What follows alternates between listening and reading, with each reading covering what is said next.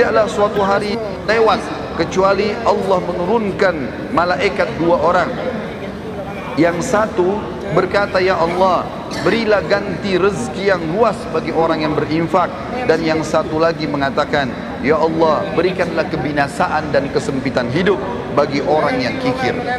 Yang kedelapan, pahala sedekah tidak pernah terputus dan akan terus dipanen oleh orangnya walaupun dia sudah meninggal dunia. Sebagaimana hadis yang masyhur diriwayatkan oleh Imam Muslim, kata Nabi SAW, idza mata ibnu Adam inqata amalu illa min thalath, sadaqatin jariyah au ilmin yuntafa'u bihi aw waladin salih yad'u lah.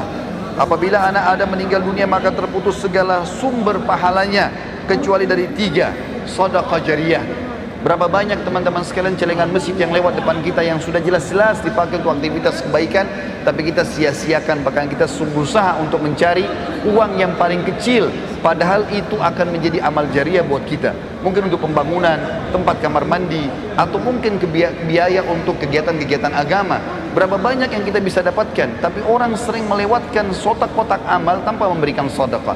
Berapa banyak orang miskin yang sudah minta depan matanya, maka syaitan membisikkan sambil mengatakan orang itu masih kuat, mungkin anak pinjaman atau apalah bahasa syaitan, dan dia masih bisa bernegosiasi dengan syaitan sehingga buku amalnya kosong dari sedekah pada hari itu. Padahal jelas-jelas itu akan menjadi penyebab bergulirnya pahala setelah dia meninggal. Atau ilmu yang bermanfaat, kata Nabi SAW, atau anak saleh yang mendoakan dia. Dan yang terakhir, saudaraku seiman, yang kesembilan adalah sedekah akan menghapuskan dosa-dosa. Sebagaimana disebutkan dari Muadz bin Jabal radhiyallahu anhu, bahwasanya Nabi SAW bersabda dalam hadis sahih riwayat Tirmidzi, as-sadaqatu tudfi'ul khati'ah kama yudfi'ul ma'un nar. Ketahuilah sedekah akan menghapus kesalahan sebagaimana air memadamkan api. Nabi SAW adalah orang yang paling gemar bersedekah. Bahkan dalam riwayat dijelaskan kalau Nabi SAW tidak pernah menolak siapapun yang minta kepada beliau. Dari Jabir bin Abdullah radhiyallahu anhu beliau berkata, "Ma su'ila Rasulullah SAW syai'an qad faqala la." Tidak pernah Rasulullah SAW dimintai sesuatu lalu dia mengatakan tidak. Juga dari Anas bin Malik beliau berkata, "Ma su'ila Rasulullah SAW alal islami syai'an illa a'tah, wa laqad ja'ahu rajulun fa'atahu ghanaman baina jabalaini, faraja ila qaumi faqala ya qaum aslimu fa inna Muhammadan yu'ti ata'an la yakhshal faqr." Tidaklah Rasulullah SAW dimintai sesuatu kecuali pasti beliau selalu memberi. Bahkan beliau pernah memberi seseorang yang belum masuk Islam ada domba yang berada di antara dua gunung, sampai akhirnya dia pulang ke kaumnya lalu mengatakan, "Hai kaumku, masuklah kalian ke dalam Islam karena Muhammad memberikan pemberian yang tidak akan pernah membuat kita miskin." Bahkan Nabi SAW mengajarkan para istri beliau, di antaranya beliau berkata kepada Aisyah pada saat sudah menyembelih seekor domba, lalu beliau bertanya waktu sudah disuruh bagi-bagikan, kata Nabi SAW, "Bagilah." Maka Nabi SAW balik setelah itu bertanya kepada Aisyah, "Ma baqiya minha?" Apa yang tersisa darinya hai Aisyah? Qalat, maka Aisyah berkata radhiyallahu anha, "Ma baqiya minha illa katifuha."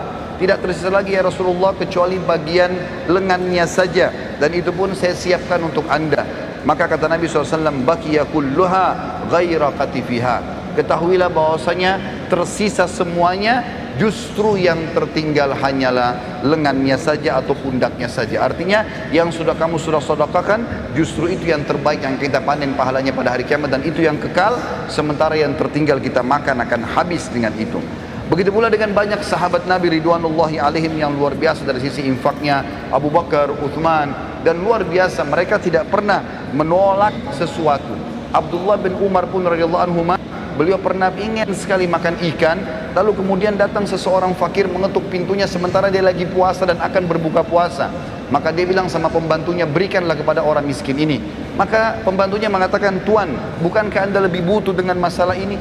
Maka kata Abdullah bin Umar, "Sesungguhnya Allah mengetahui kalau Ibnu Umar menyukai ikan tersebut, dan pada saat itu Allah menginginkan aku memberikan yang terbaik, maka berikanlah kepada dia." Lalu kemudian dia berbuka puasa dengan kurma yang kering. Aisyah radhiyallahu anha pernah juga begitu, lagi puasa, ingin berbuka puasa, lalu tidak ada sama sekali makanan kecuali roti kering. Maka ada orang yang minta di depan pintu rumahnya, maka Aisyah pun berkata pada pembantunya radhiyallahu anhum ajma'in, "Berikanlah kepada fakir miskin ini." Pada saat diberikan, pembantu itu mengatakan, apa yang akan kita makan? Buka puasa tidak ada makanan. Maka kata Aisyah dengan penuh keyakinan, Allah pasti akan mendatangkannya. Sebelum menjelang azan maghrib, datanglah seseorang dari penduduk Madinah memberikan seekor kambing yang utuh, diberikan dengan dihiasi dengan minyak samin dan za'faran. Utuh diberikan ke rumah Aisyah anha.